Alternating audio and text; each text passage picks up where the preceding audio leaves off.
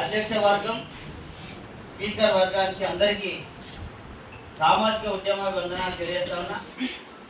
మిత్రులారా, ఇది మన అందరి మీటింగ్, కానీ ఇందులో ఉన్న వాళ్ళం కొందరి మీటింగ్ అనుకుంటున్నాం. మనం కొందరి మీటింగ్ ఎట్లా అనుకుంటున్నాం అంటే, మా స్పీకర్ మాట్లాడితే మేము ఫోటో కొట్టుకుంటాం, మా స్పీకర్ మాట్లాడితే సపోర్ట్ కొడతాం, మిగతా వాళ్ళకి వాళ్ళే కొట్టేసుకుంటారనే భావన ఉన్నప్పుడు ప్రపంచ కార్మికులు యూనిట్ ఎప్పుడైతారు? కాబట్టి అందరం ఒక్కసారి ప్లీజ్ సపోర్ట్ కొట్టమన్నా, సపోర్ట్ కొట్టమన్నా, యూనిట్ కామంటున్నా. కాబట్టి యూనిట్ సపోర్ట్ల ద్వారా తెలుస్తుంది. ఒక్కసారి అందరు ప్లీజ్. అంటే మీరు కొట్టారా? సరిపోతలేవు. మరి ఇది మన సభనేనా కాదా? రైట్, థ్యాంక్ యూ మిత్రులారా. ఇవాళ ఇది ఒక మంచి వాతావరణం. ఏ సంఘమైనా ఏ సంస్థ ఏర్పాటు చేసుకున్నా కానీ 2 లక్ష్యాలు పెట్టుకుంటుంది. ఒకటి లాంగ్ టర్మ్, ఒకటి షార్ట్ టర్మ్ అనేటువంటి 2 లక్ష్యాలు పెట్టుకొని ప్రతి సంస్థ పనిచేస్తుంది. మరి లాంగ్ టర్మ్లో ఆర్గనైజేషన్లో పనిచేస్తున్నటువంటి సందర్భంలో కొంతమందితో కలిసి పనిచేయాల్సిన అవసరం వస్తుంది. దానికి మనము అన్ని సంఘాలు పెట్టుకున్నటువంటి నినాదం ఏమంటే, భావ సారూప్యత కలిగినటువంటి సంస్థలతో మేము పనిచేస్తామని తీర్మానం చేసుకుంటారు. కాబట్టి వాళ్ళందరము ఒకే ఆలోచన, ఒకే తాటు, ఒకే లక్ష్యంతో వచ్చినందుకు మీ అందరికీ పేరు పేరున సామాజిక ఉద్యమ వందనాలు తెలియజేస్తా ఉన్నాను. మళ్ళీ ఇప్పుడు ఒకసారి సపోర్ట్ కొట్టాలి. అంటే మా వాళ్ళకి ట్రైనింగ్ ఇచ్చారు కానీ వీళ్ళకి ఇచ్చిన కష్టం అవుతుంది. రైట్ మిత్రులారా, కానీ ఇవాళ మనోళ్ళు చెప్పినట్టు ఈ చట్టాలు ఊరికే రాలేదు. అనేక మంది ప్రాణత్యాగాలు చేసి రక్తతరపర చేస్తే తప్ప ఈ చట్టాలు రాలేదు. మరి వచ్చినటువంటి చట్టాలను నిర్వీర్యం చేసేటువంటి పద్ధతి ఇవాళ మతోన్మాద ముసుగులో ఒక భయంకరమైనటువంటి సిస్టాన్ని దేశంలో వృద్ధి, ఇవాళ మన మధ్యలోనే కార్మిక వర్గాన్ని విచ్ఛిన్నం చేసేటువంటి ఒక పెద్ద కుట్ర జరుగుతున్నప్పుడు తప్పకుండా ఈ సందర్భంలో మనం కలవాలి. ఏ సందర్భంలో ఎవరి సంఘం వాళ్ళకు ఉన్నా కానీ ఈ సందర్భంగా తప్పకుండా కలవాలి. ఇవాళ ఉల్మాలో జరుగుతున్నటువంటి పహల్గామ్లో జరిగినటువంటి ఏదైతే దాడి ఉన్నదో దాన్ని భారతదేశం అంతా ముక్తఘటంతో ఖండిస్తున్నది. తప్పకుండా ఖండించాల్సినటువంటి సంఘటన. కానీ అది రేపు ఏ దిశకు పోతుంది, ఏ దశకు పోతుందో ఒకసారి ఆలోచించండి. అంటే అది మతోన్మాద ముసుగుకు వెళ్ళిపోయేటువంటి పరిస్థితి ఉంటుంది. కానీ దానివల్ల ప్రమాదము ఒక 50% ఉండొచ్చు, కానీ కార్మిక వర్గాన్ని నిర్వీర్యం చేస్తే 100% ఈ దేశానికి నష్టమయ్యేటువంటి ప్రమాదం జరుగుతుంది. కాబట్టి ఈ దేశాన్ని కాపాడుకోవాల్సిన బాధ్యత కార్మిక వర్గం మీద ఉన్నది. ఈ పెట్టుబడిదారి స్వభావం అంతా ఒక తీరుగానే ఉంటుంది, దాంట్లో మార్పు ఎక్కడ కూడా కనిపించదు. ఇవాళ కాంగ్రెస్ ప్రభుత్వం అధికారంలో ఉన్నది, ఐఎన్టీసీ వాళ్ళు రారు. ఈరోజు టీఆర్ఎస్ అధికారంలో ఉన్నప్పుడు ఐఎన్టీసీ వాళ్ళు మనకన్నా ముందు వచ్చి మాట్లాడారు. కానీ రేపు ఇట్లా ఇంకా ఇతర పార్టీలలో అధికారంలో వస్తే బిఎంఎస్ వాళ్ళు ఇప్పుడు వస్తలేదు. ఎందుకు వస్తలేరు? అధికారంలో ఉన్నారు కాబట్టి రారు. అంటే రేపు అధికారం పోయిన తర్వాత మా అంతా ఇక పత్తిత్తు లేదనేటువంటి మాటలు మాట్లాడతారు. కానీ ఇప్పుడు మాట్లాడాలి కదా, ఈ సందర్భంలో మాట్లాడాలి కదా. ఇవాళ 4 కోట్లు తీసుకొచ్చి ప్రజలను మొత్తం ధ్వంసం చేసేటువంటి కార్మిక వర్గాన్ని నిర్వీర్యం చేసేటువంటి పద్ధతి తీసుకొస్తామంటే ఇంకా ఏ వైపు తీసుకుపోతున్నాం? అభివృద్ధి ప్రపంచంలో ఇవాళ అభివృద్ధి అంటే ఎక్కడ కనిపిస్తా ఉన్నది? కార్మిక వర్గం శ్రమిస్తేనే అభివృద్ధి, కార్మిక వర్గం పనిచేస్తేనే అభివృద్ధి.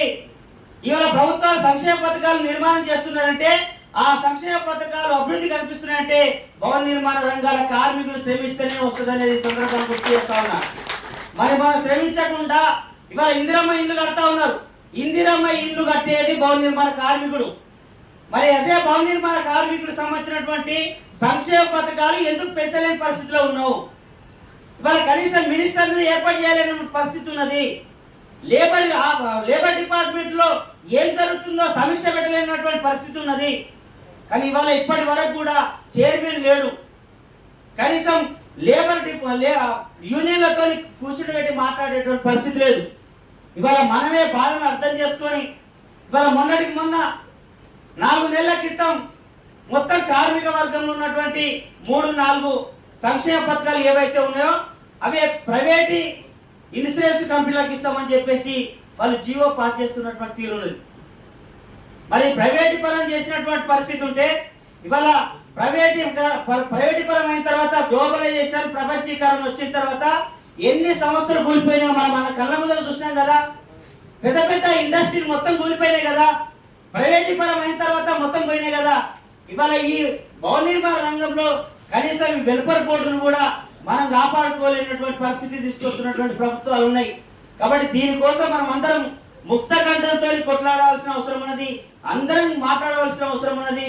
ఇది రేపు సార్వత్రిక సమ్మెకు పూర్తి స్థాయిలో మద్దతు తెలపడానికి మనం అందరం ముక్త కంఠంతో పనిచేయాల్సిన అవసరం ఉందనేది సందర్భం గుర్తు చేస్తా ఉన్నాం. నిజంగా ఇవాళ మనం విచ్ఛిన్నమై ఉంటే ఇవాళ మన చట్టాలకు సంబంధించినటువంటి చాలా విషయాలు ఇవాళ సంఘం పెట్టుకోలేనటువంటి పరిస్థితి కూడా తీసుకొస్తున్నారంటే ఎక్కడి దాకా పోతున్నారు వాళ్ళు. అంటే వాళ్ళకు ఉన్నటువంటి ఆప్షన్ ఒకటే, మతోన్మాదం అనేటువంటిది, హిందూవాదం అనేటువంటి బలపడాలి.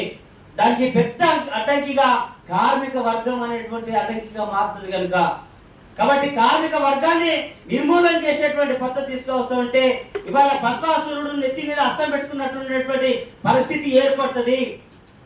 ఇవాళ అనేకమైనటువంటి సంక్షేమం రావడానికి అవకాశం ఉంటుంది. కార్మిక వర్గానికి పని కల్పించకుండా కార్మికుల హక్కులు నిర్వీర్యం చేసేటువంటి పద్ధతి తీసుకొస్తే రేపు దేశానికి ప్రమాదమైనటువంటి పరిస్థితి ఉంటుంది. ఇవాళ మనం వేరే దేశాలలో కూడా చూసాం, అనేక సందర్భాల్లో చూసాం.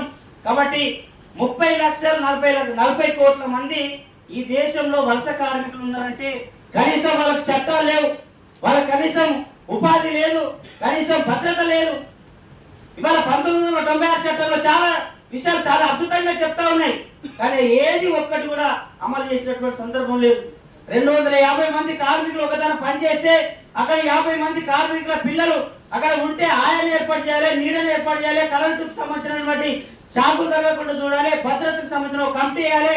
ఇవన్నీ వెల్ఫేర్ బోర్డులో చెప్తా ఉంటే అది ఏ ఒక్కటి కూడా నడిపించకుండా, ఏ ఒక్కటి కూడా చేయకుండా కనీసం సలహా కమిటీ కూడా, అడ్వైజర్ కమిటీ కూడా వేయలేనటువంటి పరిస్థితి ఇవాళ ఈ భారతదేశం తెలంగాణలో ఉన్నది.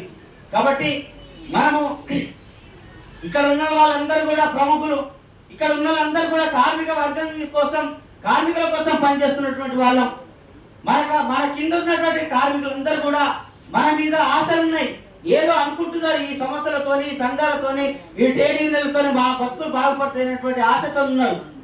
కానీ మనమే పట్టించుకోకపోతే, మనమే యూనిట్ కాకపోతే, మనమే సంఘటితంగా పోరాటం చేయకపోతే, మనమే ఉద్యమాలు తీవ్రతరం చేయకపోతే కార్మికులకు పెద్ద ద్రోహం చేసిన వాళ్ళము మనమే అయితే అనేది సందర్భం గుర్తు చేస్తా ఉన్నాను.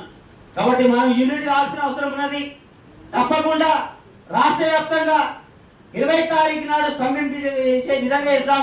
ఆ తదుపరి కూడా భవన నిర్మాణ రంగాల కార్మికులకు సంబంధించినటువంటిది ఈ జేఏటీ యాక్షన్ కమిటీ ఏదైనా ఉందో దాన్ని రెగ్యులర్ గా ఫంక్షనింగ్ చేసే విధంగా ఉండాలి. ఇవాళ వెల్ఫేర్ బోర్డులో ఉన్నటువంటి నిధులు కూడా అనేకమైనటువంటి దుబారా ఖర్చులు చేస్తున్నటువంటి ఉన్నది.